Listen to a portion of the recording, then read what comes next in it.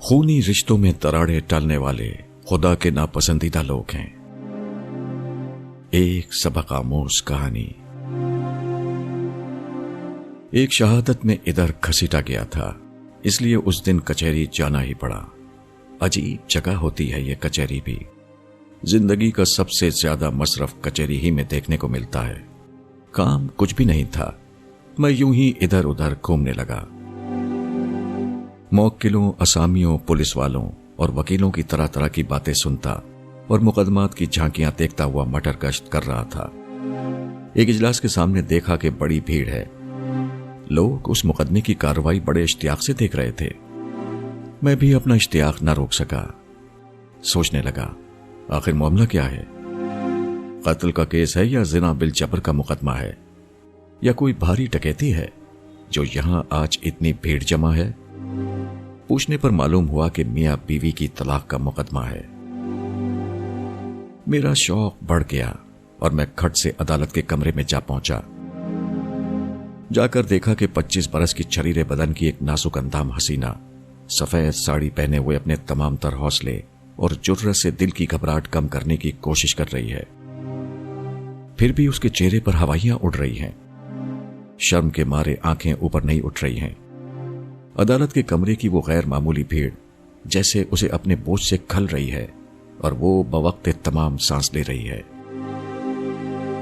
ایک موٹے، تازے، گنجے اور چیچک زدہ وکیل صاحب ٹھسے سے شاندار سوٹ پہنے ہوئے اس کی بغل میں کھڑے ہیں، گویا اس لامحدود دنیا میں ایک وہی اس حسینہ کے مونس و غمخوار ہیں۔ اس نوجوان لڑکی کی گود میں ایک 3 برس کا بچہ بھی تھا۔ بچہ بے حد خوبصورت اور تندرست تھا، گورا بدن، اس پر صاف کپڑے پہنے ہوئے تھا اور وہ بڑے اشتیاق سے کمرے کی بھیڑ دیکھ رہا تھا۔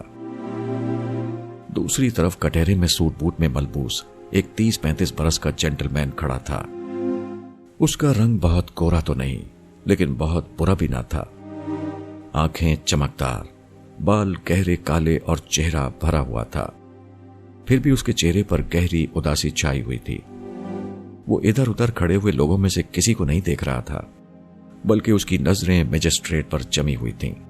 اس کی بغل میں ایک دبلے پتلے میاں بے تکا سا سوٹ پہنے، اونچے باڑ کی بالوں والی ٹوپی چڑھائے، چشمہ لگائے، ہاتھ میں مسل لیے ہوئے اسے غور سے دیکھ رہے تھے اور بیچ بیچ میں اپنے موکل سے 2-1 سوال بھی کر رہے تھے۔ نوجوان لڑکی کی طرف دیکھنا تو درکنار، وہ اس کی طرف پیٹھ کیے کھڑا تھا۔ نوجوان لڑکی کا بیان ہو رہا تھا، وکیل صاحب اس سے انتہائی شیریں لہجے میں خوب آہستہ آہستہ سمجھا کر اپنے کرخت لہجے حسب توفیق میٹھا اور نازک بنا کر ایسی چالاکی سے سوال کر رہے تھے کہ جواب انہی کی خواہش کے مطابق دیا جائے، اور وہ نوجوان لڑکی جیسے بے پناہ دکھی ہو، انتہائی طور پر بے دلی اور غیر دلچسپی سے دبی زبان میں ان کے سوالوں کا جواب دے رہی تھی۔ لیکن یہ صاف نظر آ رہا تھا کہ یہ سب کچھ اسے اچھا نہیں لگ رہا ہے اور وہ کسی طرح سے وہاں سے بھاگ کھڑا ہونا چاہتی ہے۔ پھر بھی بیچ بیچ میں ایک جھنجھلاہٹ اور غم انگیز غصے کی ایک لہر اس کے ہونٹوں پر اور آنکھوں پر رہ رہ کر کھل جاتی تھی، اور اسی کے سہارے وکیل صاحب کا کام چل رہا تھا۔ وکیل صاحب پوچھ رہے تھے، ہاں تو آپ کے یہ شوہر جو سامنے کھڑے ہیں، ان کی بد چلنی کی بات جب آپ کو معلوم ہوئی تو؟ مجھے اعتراض ہے، یہ سوال غلط ہے، آپ نہیں پوچھ سکتے۔ وکیل صاحب نے بہت ہی آہستہ لیکن سنجیدہ لہجے میں کہا، کیوں نہیں، میں ضرور پوچھ سکتا ہوں۔ ہاں آپ کہیے۔ جی نہیں، میں عدالت سے درخواست کرتا ہوں کہ میری بات غور سے سنی جائے۔ میں جاننا چاہتا ہوں کہ یہ بات مدعی کو کیسے معلوم ہوئی۔ عدالت نے معاملہ نمٹانے کی غرض سے کہا، تمہیں اپنے خاوند کی بد چلنی کی بات کیسے معلوم ہوئی؟ مجھ سے؟ اس حسینہ کے منہ سے ابھی تک ایک لفظ پورا نہ نکلا تھا کہ وکیل صاحب نے اونچی آواز میں کہا، تم نے انہیں خود دیکھا؟ نوجوان لڑکی نے آہستہ سے کہا، مجھ سے کہا؟ میں اعتراض کرتا ہوں، مسمات سنی ہوئی باتیں بیان نہیں کر سکتی، وہ صرف وہی بیان دے سکتی ہے جس کے بارے میں اسے ذاتی طور پر علم ہو۔ یہاں صاحب جب زور زور سے یہ باتیں کر رہے تھے تو عدالت کا اور دوسرے لوگوں کا دھیان بھی ان کی طرف کیا۔ لڑکی کی گود میں جو بچہ تھا اس کا دھیان بھی اس طرف کھنچا۔ اس نے گھبراہٹ محسوس کی، اس نے کم سے کم یہ محسوس کیا کہ اس کی ماں کو اس شخص نے کچھ کہتے کہتے روک دیا ہے۔ लेकिन इधर देखते ही उसका ध्यान फिर पीठ की तरफ खड़े हुए अपने बाप की तरफ चला गया, जो बड़ी संजीदगी से मजिस्ट्रेट की तरफ टिकटिकी बांधे खड़ा रहा था। न जाने उस बच्चे ने बाप को कब से नहीं देखा था। शायद हफ्तों गुजर गए थे। शायद वो पापा को भूलता जा रहा था। लेकिन यहां उसने जो पापा को सामने ही खड़ा पाया तो मारे खुशी के चिल्ला उठा, मामा, पापा। उसने दोनों खूबसूरत गोरे गोरे हाथ बाप की तरफ फैला दिए और उसने अपने आप को मां की गोद से करीब करीब बाप की तरफ लुढ़का दिया। लेकिन बाप ने उसकी तरफ एक आंख उठाकर भी नहीं देखा। वो उसी तरह बेजान मूर्ति की तरह अदालत में खड़ा मजिस्ट्रेट की तरफ देखता रहा। इधर नौजवान लड़की ने बच्चे को जोर से गोद में कसकर डांट कर कहा, चुप रहे। बच्चा अदालत के आदाब से लाइम था। उसने बुरी तरह चिल्लाना और मचलना शुरू कर दिया। वो बाप की गोद में जाने के लिए अपनी तमाम तर ताकत से रोने लगा। अदालत का काम रुक गया। बच्चा बहुत ही खूबसूरत था। वो अपनी मां की गोद से बाप की गोद में जाने के लिए मचल रहा था। मजिस्ट्रेट और भी तजब्जुब में पड़ गया। उसने पुरसुकून अंदाज में कहा, आप जरा बच्चे को चुप कराइए। नौजवान लड़की ने होंठ काटकर बच्चे को और भी कसकर शिद्दत से अपने सीने से लिपटा लिया। लेकिन बच्चा इंतहाई रहम तलब नजरों से हाथ पसार पसार कर पापा पापा मचलता रहा। उसकी खूबसूरत आंखों से मोतियों की लड़ियां टूट टूट कर बिखरने लगीं। और फिर बाप का दिल आखिर सारी खुदी और आन एक तरफ फेंक कर बेताब हो उठा। वो भूल गया कि वो अदालत में खड़ा है और उसके सामने तलाक का मुकदमा है। उसने घूमकर दोनों हाथ बेटे की तरफ फैला दिए। उसकी आंखों से आंसू बह निकले। उसके कांपते हुए होंठों से रुंधी हुई आवाज में निकल गया, मेरे बेटे, मेरे बेटे। उस हसीना का मुंह भी उधर मुड़ा। न जाने गुस्से और गैरत के कितने असबाब उसकी आंखों के सामने आ खड़े हुए। उसने पूरा जोर लगाकर बच्चे को अपनी गिरफ्त में और भी कस लिया। वो घूमकर अपने शौहर की तरफ पूरी तरह पीट करके खड़ी हो गई। बाप के हाथ फैले के फैले रह गए। उसकी आंखों में आंसू भर रहे थे। उसके रुंधे हुए गले से बेटा बेटा के अल्फाज निकलते ही रहे और शिद्दत जज्बात में उसके होंठ कांपते ही रहे। अदालत, वकील और अमला सब बेबस थे। देखने वालों के दिल कांप रहे थे। न जाने किसने ऊंची आवाज में कह ही दिया, दे दो बेटे को बाप की गोद में। अरे दे दो, इतनी बेरहम ना बनो।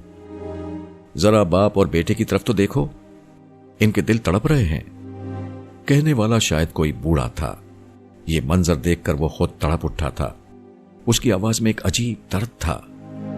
उसकी आवाज में आवाज मिलाकर दूसरों ने भी यही कहा, अरे हां हां दे दो, नन्हे से बच्चे का दिल तो ना तोड़ो। अरे वो देखो हिचकियां लेकर रो रहा है। नौजवान जैसे बेसुध सा खड़ा होकर कटहरे से बाहर निकल आया।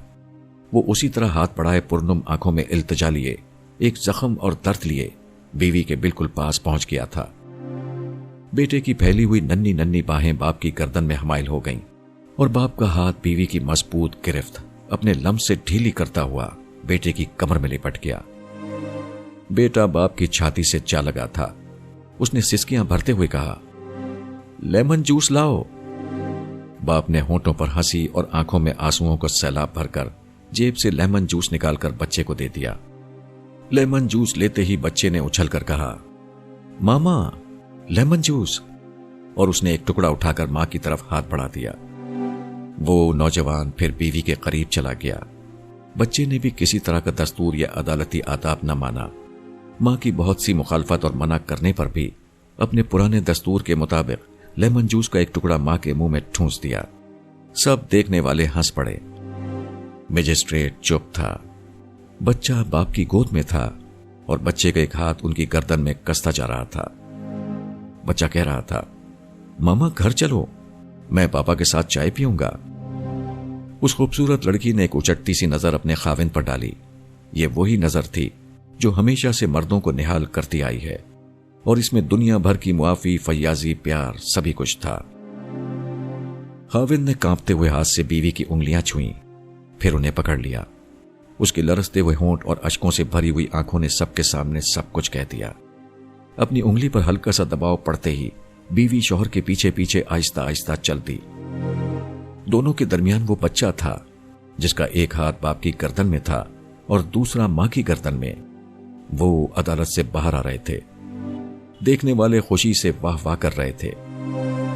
बूढ़े महमूद ने दिल्ली की टकसाली जबान में कहा, वाह बेटा वाह, तूने सब वकीलों के कान काट लिए। क्या मुकदमे का फैसला किया है? मजिस्ट्रेट ने उठकर फाइल एक तरफ फेंक दी। दोनों वकील बुड़बुड़ाते हुए अदालत से बाहर आ गए।